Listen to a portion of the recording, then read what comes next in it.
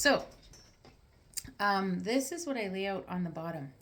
Now, the cool story about this is I was working with a mentor of mine, um, and I had been doing a lot of meditation, a lot of work with her in terms of developing my intuition and helping to understand the messaging. Because sometimes when, especially when I was younger, I'd get this kind of messaging, and then it would get a little overwhelming sometimes because I didn't know how to control it. I didn't fully understand it, and so I worked with a mentor to help me learn how to slow down the messaging.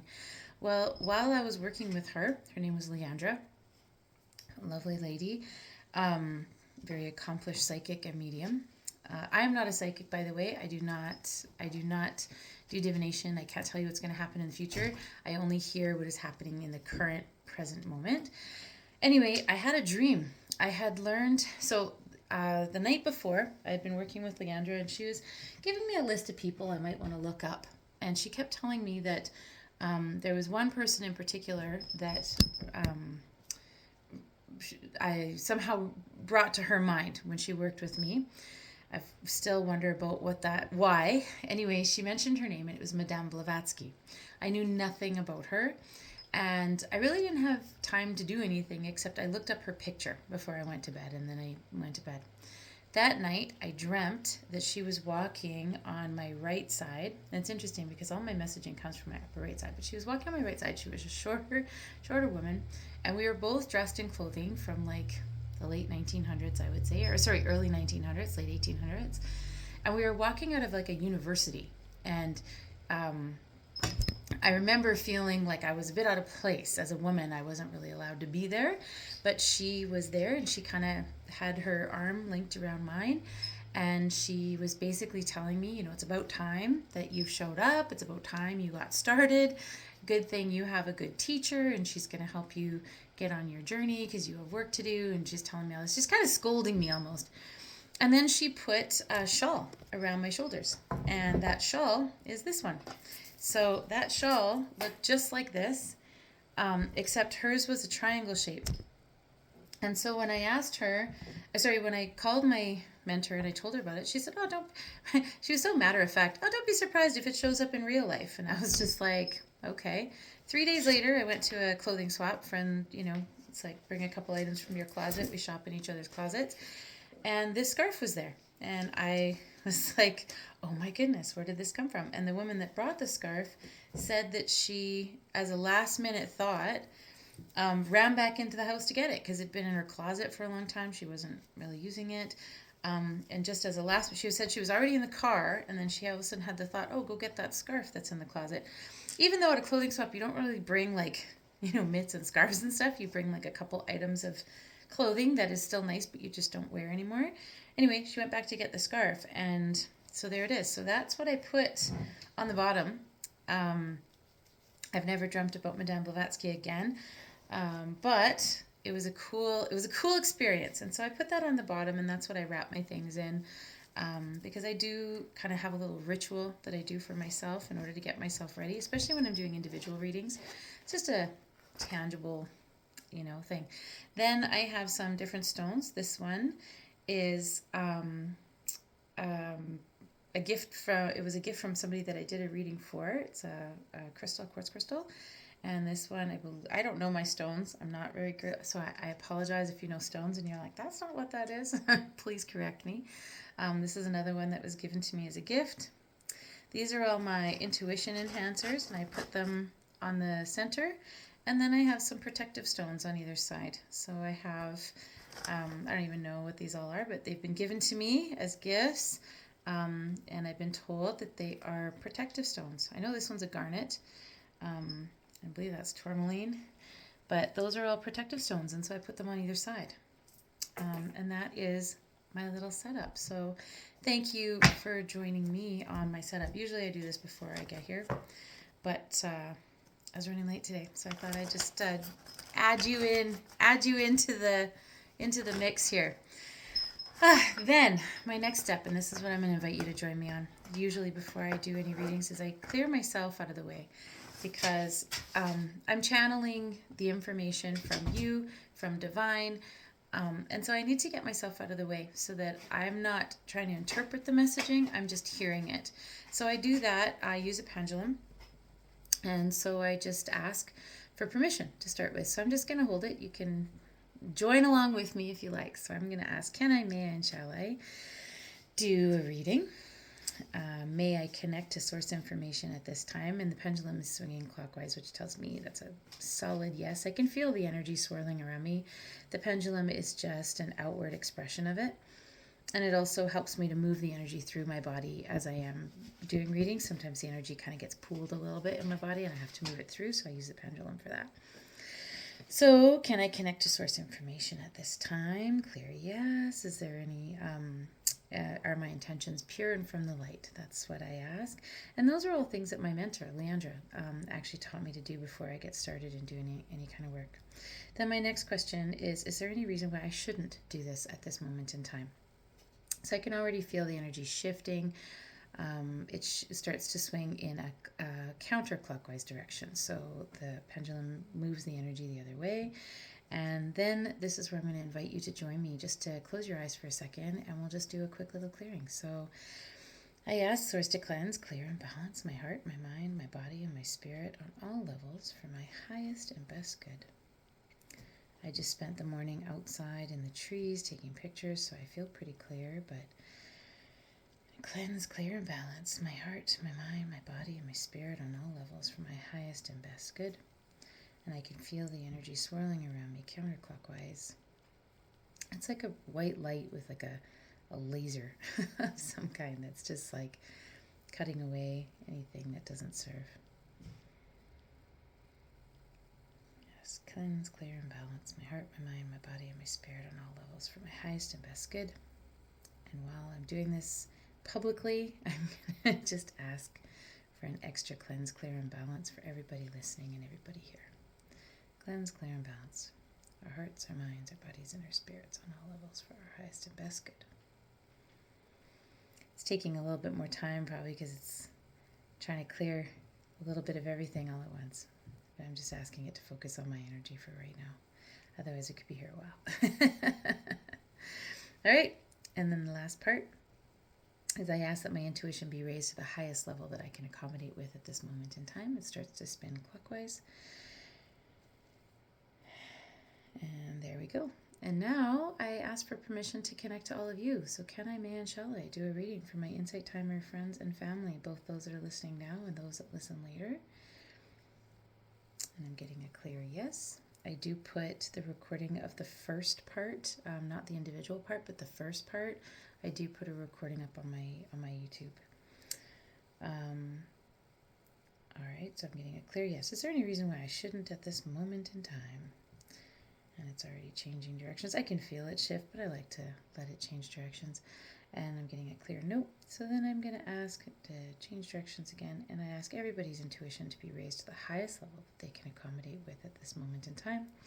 Allow their souls to speak freely and clearly for everyone's highest and best good. All right. There we go. I'm just going to check the chat. I appreciate that some of you is like, such an amazing story. I love hearing it, and I like hearing the story again. That's good, because I know that some of you have been with me a long time. It was a while ago that I shared that story, but I like to, I don't know, felt like the right thing to do. So there we go. I'm hearing to tell you another story. So there must be some questions about the pendulum. I don't know if some people are wondering about that, but I'm hearing to tell you a story. Oh, okay, I get it. I just heard it's relevant. It's always relevant.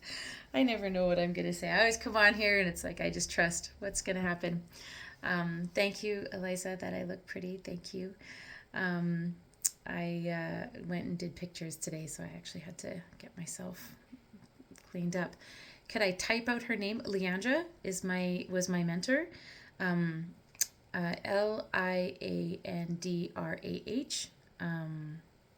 To be honest, I don't know her last name, but she was my mentor. I found her through a random bunch of experiences. I can talk about that for another time, because I'm here to tell you about this first. So, oh, Blavatsky. Oh, that's who you're talking about. Madame Blavatsky. Yes, Carolina spelt it for you. Blavatsky is the one. And actually, when I looked her up afterwards, I was kind of blown away by who she was. So in the early 1900s, late 1800s, she actually traveled the world, studied under gurus in India, channeled. She was a channel. She channeled information from a guru, I believe an Indian guru, and channeled this. She also was a psychic for a lot of celebrities and things. But just considering the times and what she was able to do and how she was able to travel and do those kinds of things was pretty phenomenal. But with the pendulum, what I'm hearing to tell you, this is the first bit of channeled messaging, and this is why this is relevant, is that everybody has connection to that divine source information, that divine source wisdom. Everybody has the ability to connect. We all have different vehicles for connecting. The pendulum is just one of the vehicles. So for some people, they're a little weirded out by pendulum because it's like, oh, that's a spirit moving. For me, it is just, it's the same divine energy that I'm connecting with. I can just feel it moving through my body. Hi, Artemis. And the pendulum just does it. But I'm here to tell you a little story. So I was asked to MC a rock and jam show, and I was able to give out door prizes. And so each, hi Artemis, each little, you're funny. Each booth had to give some kind of item for a door prize, and one booth gave a pendulum. So I'm at the booth, and this little girl came up. She couldn't have been more than maybe 10 years old. And there's tons of things on the table, like shiny things, beautiful things, all kinds of things on the table. And she honed right in on this pendulum. And she's like, what is that? And I told her, it's a pendulum. And I showed her how it works, how you use it. And she was absolutely enamored. And I said, well, do you want to try it? And so she did. And she was able, like, just by, I don't know how many of you are familiar with energy, but basically you hold it, and some people put their hand under it to just help. Artemis, you're not being helpful right now. It swings, and so counterclockwise is like a yes. Clockwise is like a yes. Counterclockwise is like a no. When I'm doing readings, sometimes it'll show me a variable, meaning that there's a bit of different information, daisy pattern, whatever. It's my own energy moving it. Anyway, she picked it up and she started using it, and it started spinning for her right away. And I was like, wow, I feel like that's probably your pendulum. The mom wasn't super interested, I don't think. She wasn't opposed, but just was like, not sure what I think. Anyway, she was absolutely enamored with it and said, well, where can I get one? Because I said, these are prizes. And she's like, where can I get one? And I said, well, put your name in the draw, because it's the door prizes. And if it's yours, then your name will be drawn. And, I really wasn't thinking much about it. And then sure enough, I did the draw for the hour, and it was her name that got drawn. And she came running back and grabbed that pendulum. So why this is relevant is we all have the ability to connect to that inner wisdom, our spirit guides, or, we all have the ability to connect. It's about finding your vehicle to connect with it. So for me, yeah, I use the pendulum, but mostly I use my body. I feel my body. When I need to connect to wisdom and energy, I tap in, and where do I feel it in my body? And so what I'm hearing to tell you as a little bit of channeled wisdom right now is spend some time figuring out how you connect to that wisdom. Sometimes people see things. They'll see, 111 or 222 or whatever. They'll see numbers repeating. Sometimes it's like you're thinking about something and then a song will come on or stuff like that. Sometimes if you're really sensitive, you'll feel like tingly energy or things like that. And so what I'm hearing is take some time to listen to your own intuition and where does the knowledge come from. You're all on Insight Timer, obviously, and meditation is a fabulous place to develop your intuition.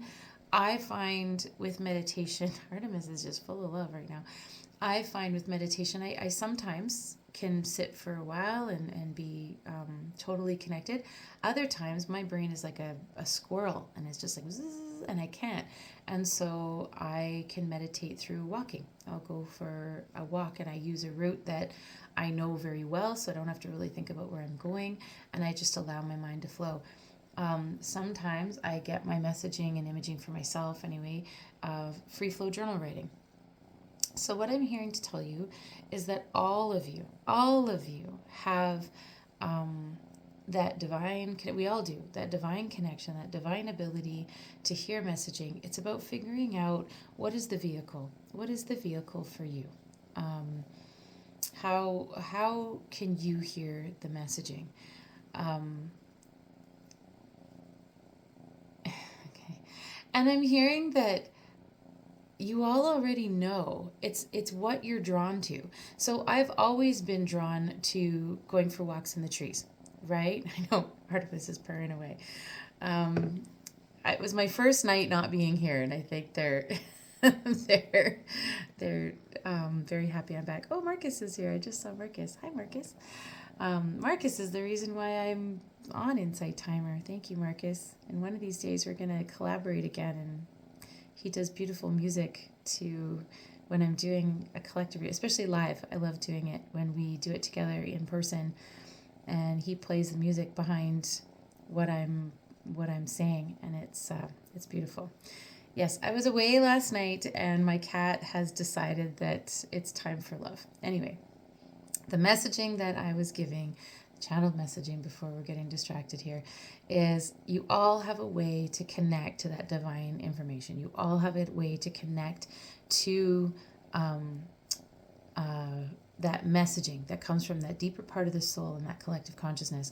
I'm hearing to talk about flow, anything that puts you in flow. So what I'm hearing is this week, or anytime really, but obviously it's important for this week. Find a time to do something that puts you in flow. And what I mean by that, it's those things that you do that just make you kind of lose track of time. And maybe it's playing music, maybe it's baking, maybe it's gardening, maybe it's going for a walk.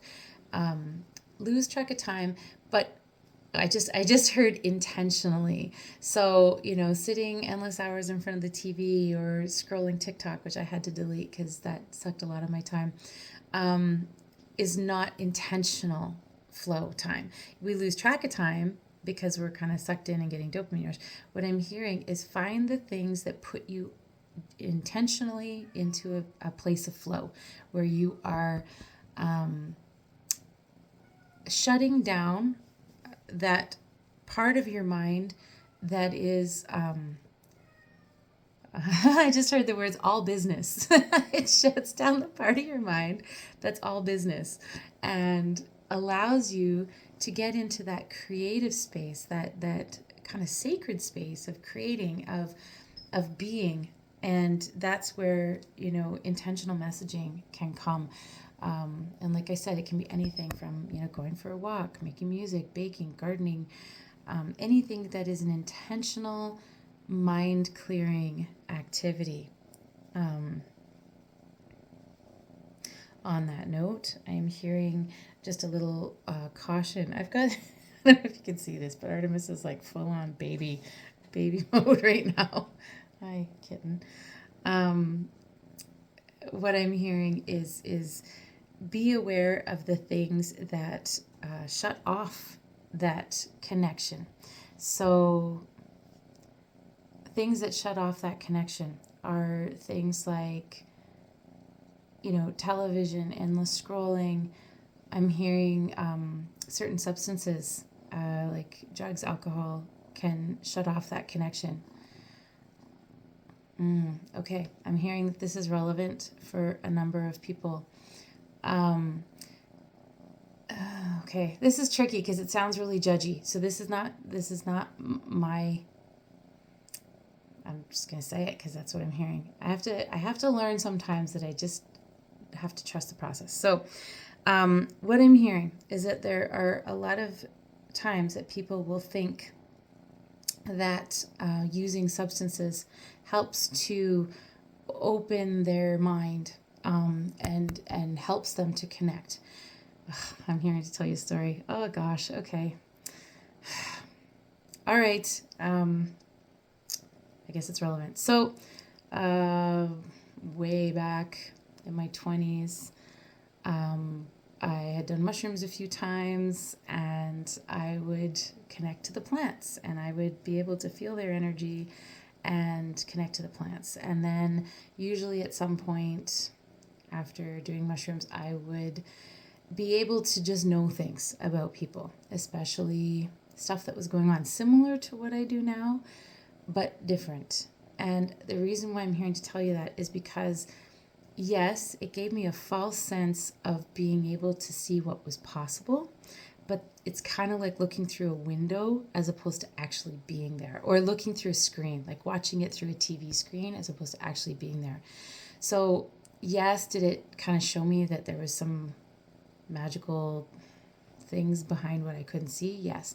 However, being able to connect on the authentic, genuine level, unhindered, unimpeded, is more powerful, more pure, and allows for the words I'm hearing are more evolved messaging. Doing things under the influence of substances allows for maybe playing, but having authentic, relevant, the word I'm hearing is evolutionary messaging, so allowing you to actually evolve has to come from a place of more genuine connection. Interesting. That's what I'm hearing. So, interesting bit of messaging, but I feel awkward because I feel kind of judgy, with that. But that's what I'm hearing. So obviously it's relevant for a few of us here that receiving messaging and doing some of this intuitive work, if you can move towards being able to do it without, it is more genuinely connected, I guess, is what I'm hearing. And can't get muddied, is what I'm hearing. I'm also hearing that back to that sort of evolutionary thing, that higher wisdom. What I'm hearing is, the thing is that the reason why I feel judgy is because the Nancy part of my brain is like, what about shamanic journeys and people that use different things, like, I haven't done that, and so I don't want to judge that. Okay, so what I'm hearing is that this is for this is for day-to-day access. This is for not like a full-on journey. It's what I'm hearing is this is for day-to-day access. If you are looking towards tapping in, getting wisdom for what you need, unmuddied is the best way. If you are under the guidance, this is what I'm hearing, of a trained I'm hearing authentic person on a journey, that might be different. But day-to-day guided access, I'm hearing be careful not to muddy the waters. That this is interesting because, to be honest, it's not something I know a lot about, other than my little bits of play with mushrooms when I was in my 20s. I really haven't done, like, I know there's a lot of, like, ayahuasca and peyote and, like, different things that people use. I have never done that, so I can't speak from any experience. This is just what I'm hearing to say. So obviously this is relevant for some people here. This is what I'm hearing to say, is that day-to-day tapping in wisdom, being able to connect, to be unmuddied by substances is a more, I'm just trying to hear the right word, a more clear connection. Journeys using substances might be different. And so I'm not going to talk about that because I don't have any experience with that. But I am hearing day-to-day connection. So I don't know why this is relevant at the moment, but this is what I'm hearing right now, is that, yeah, be careful. Be careful of the use of substances on a day-to-day basis, muddying that connection. On a personal level, it's interesting because since kind of really diving into this work and like kind of living constantly with this connection, I find I no longer enjoy any kind of mind altering substance, so like any kind of drugs or alcohol. I no longer enjoy. I don't like drinking alcohol anymore. Even cannabis, like I don't enjoy it anymore because it feels like it cuts off my connection. Maybe that's why. I don't know, but anyway, that's relevant. I feel awkward. Can you tell I feel awkward? I'm not usually this awkward about it because I feel judgy, but I'm hearing this loudly. So obviously it's what some people need to hear is be careful about muddying those waters and keeping the connections open and clear. I'm just going to check the chat because there was a bit of chat going on. And all right, this is an important topic. Could literally speak hours. I'd love to hear what you have to say, Marcus. I know we don't really have hours, but if you have anything you want to chime in on, I'm happy. If anybody, for that matter, does, I am interesting. My feelings are on it that it can be used as a tool, not as a source. Yeah, such an important topic on the journey. For some reason, this is important right now. I don't know why. I've never spoken about this before, especially on a live. But this is what I'm getting, and I trust the process in terms of when I'm told to tell something, then that's what I tell you. All right, next bit of messaging. Unless anybody has anything they want to add on that, we can just put it in the chat. Next bit of messaging. Artemis, you're distracting with your purring there. All right, Marcus says, I'm just driving, but some of you know I studied very intensely in the Amazon to try and learn a proper way. And even then, I ended up in the psychiatric ward. So the time and maturity it takes to develop a very clear channel is definitely a rigorous path. There you go. All right. I gave up my preferred substance use 3 months ago. I didn't think it would ever happen. I'm having crazy dreams and feel like it's clearing my energy and freeing me. Janine, maybe I just got shivers as you said that. Same with you, Marcus. But especially Janine, I just got shivers. And maybe that's why this message is here. For those of you that are working towards clearing from that substance stuff, you know, maybe that's why this message is coming out, is that there is a clarity in I keep hearing like purifying the connection. Not saying that there aren't people that are like he said, trained and a rigorous path of training, because I'm hearing those words, like when I hear about the journeys, I'm hearing, you know, be aware that not everybody has the teachings, is what I'm hearing, to do that. So I feel it's important to clear the addiction matrix. Frank, absolutely. Obviously, this is important because this is what I'm hearing to tell you. As a group, it's always what is the messaging for this group for today at this moment in time. And so this is what's coming out, is let's be careful about muddying the waters, okay? And, okay, this is what I just heard, is going back to finding your own way that you hear messaging. Because there's a lot of teaching out there. There's a lot of people, especially now, there's a lot of that soulpreneurship kind of thing going on, where it's people are saying, you know, I can teach you. And absolutely, there are some absolutely brilliant, amazing teachers out there. However, what I'm hearing to tell you is find the things that resonate with you, that put you in that zone of clarity and purpose. All right, we're going to leave that. And is there anything else that I need to talk about on that? No, clarity. Okay, so this is what I just heard. This is a heavy one. All right. Okay, so I'm here to tell you a story. I know I've told this story before. It was probably a while ago, but there was a period of time in my life that one of the other tools that I use are these Osho Zen cards. Are just like Zen wisdom, but you pull a card, and I found that sometimes it's super relevant. When I pull the card, I'm like, oh my goodness, that's exactly what I needed to hear. And there's cards in that deck I've never pulled, and I've used them since 2005, and there's some cards in there that just aren't for me, and I've never pulled them. However, there was this time, and this is why this is relevant, because it goes back to the addictions and substances and escaping, that kind of thing. So this is the framework for what I've been asked to tell you. So I went for a little retreat with a couple of friends of mine where we just decided we were going to try and like meditate and get clear and whatnot. And all weekend I kept pulling the same card. I kept pulling this card that was the sorrow card, and I'm busy holding my cat right now. Otherwise, I would try and find the card for you. But it was a picture of a man. He's like full of sorrow, and I kept pulling the sorrow card, and I kept getting frustrated. And I'd put it to the back, and I'd shuffle the cards again, and I kept pulling the same card: sorrow, sorrow, sorrow.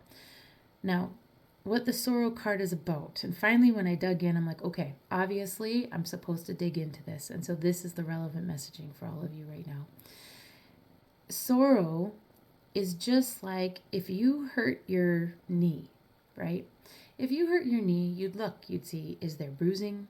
Is there swelling? Is there a cut? How did I hurt it? Maybe you'd stay off it. You might take some medication. You might wrap it up, but you'd look after it because the physical pain alerts you that there's something wrong. Sorrow is the physical pain that is alerting you that there's something wrong. And so it's important for us to look at sorrow, look at pain, look at the things that are hurting us to say, okay, what is wrong? What do I need to have different? What do I need to do different? What do I need to rise above this? How do I heal this? As opposed to shutting it off, right? If you hurt your knee, the more you step on it, the more it's going to hurt. So you could ignore it and try to anyway, and then probably not walk very well.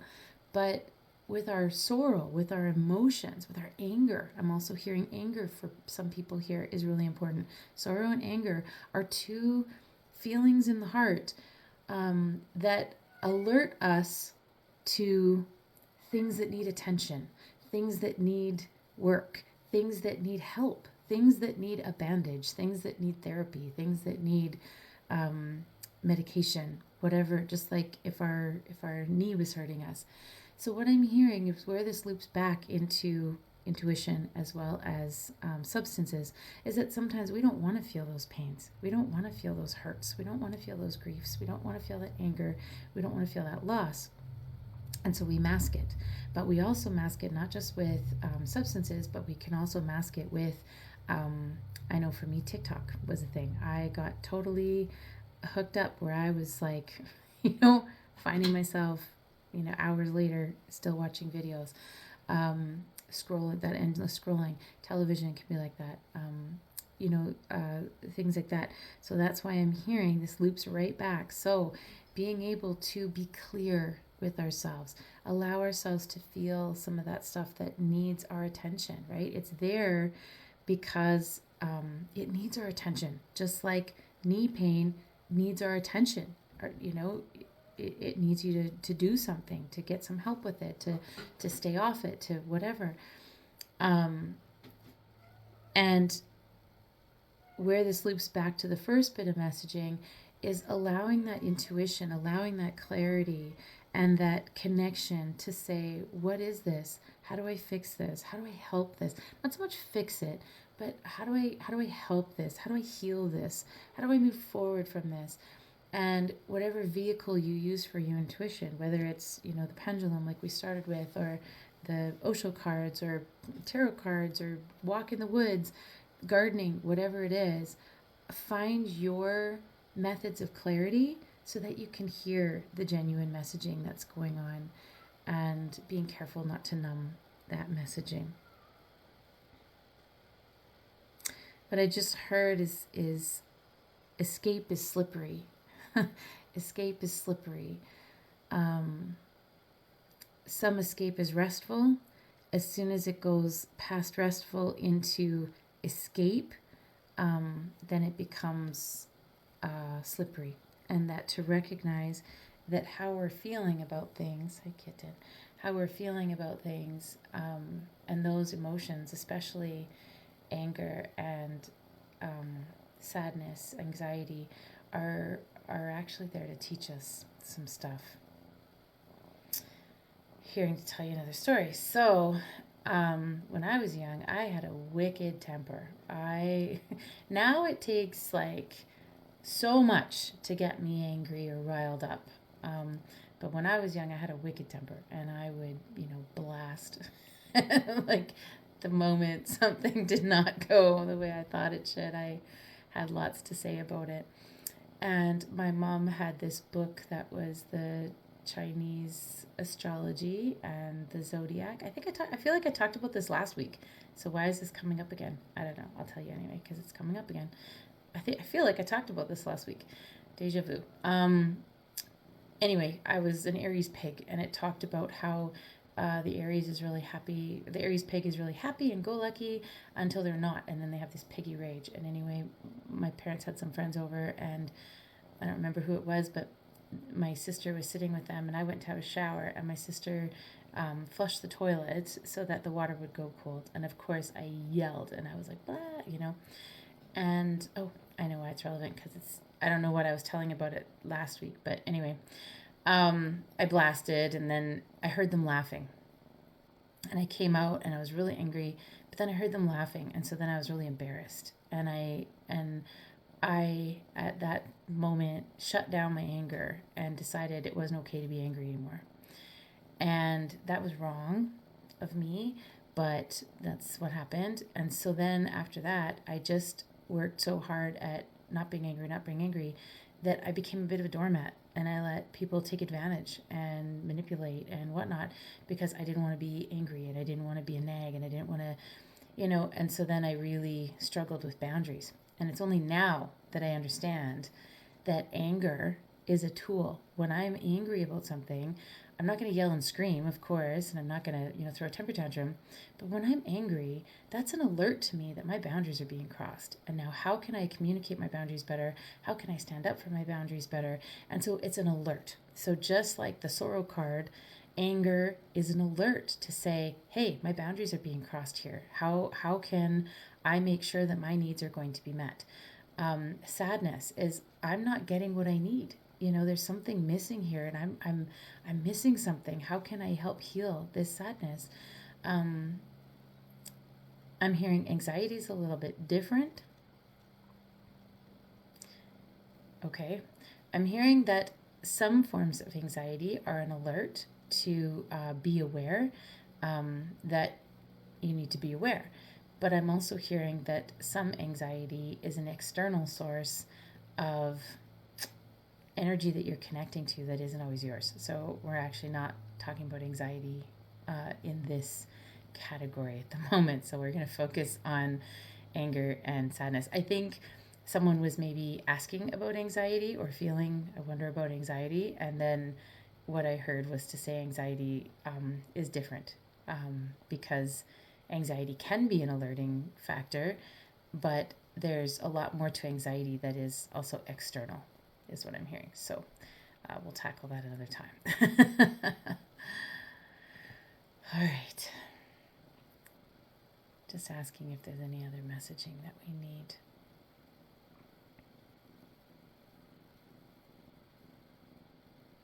All right. So just the last bit of messaging is to recognize that everybody's on their own journey,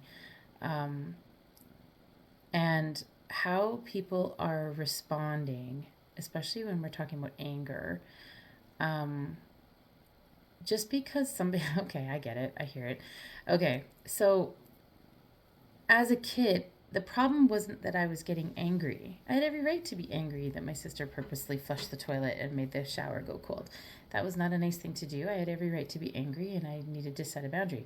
It wasn't okay for me to yell and scream and lose my temper, right? So what I'm hearing is, for ourselves and for others, we can understand that people might be angry, and they might have a reason to be angry. Maybe there's an underlying reason that they're kind of an angry person. However, understanding anger does not mean that we can excuse bad behavior. Okay, you can be angry, and I tell this to my students all the time. Is it okay to be angry? Yes. Is it okay to yell and scream and hurt people? No. Is it okay to be sad? Yes. Is it okay to cry and cry and cry and cry and cry and never come out of that space? No, right? It's so, yes, we're allowed to have those emotions. However, we do also need to set boundaries in terms of how we interact with them. Just because we understand them doesn't mean it's a free ride to be like, hey, treat me however I want. I don't know if you can see the absolute sweetness that's happening here with this little cat, but yes, hi Artemis. All right. Any questions or thoughts about that? And then I'm going to grab my notebook and get ready to take some names down. Artemis, how am I supposed to write names down with you sitting on me? But I'll make this happen. All right. So I'm going to stop our